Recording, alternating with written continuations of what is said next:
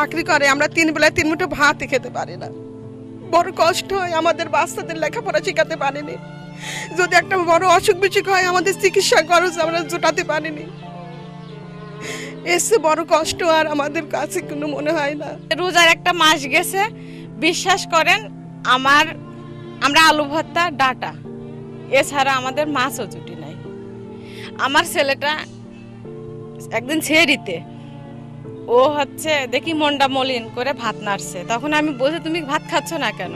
তখন ও আমাকে বলছে মামুনি তুমি কি ডাটা ছাড়া কিছু রান্না করতে পারো না? বেতন পাবে, আমি বেতন দেব সেই আশায় ছিলাম। রোজার ঈদ গেছে, একটা ছেলে মেয়ের মানে জামা দিতে পারি নাই। বলেন কত কষ্ট।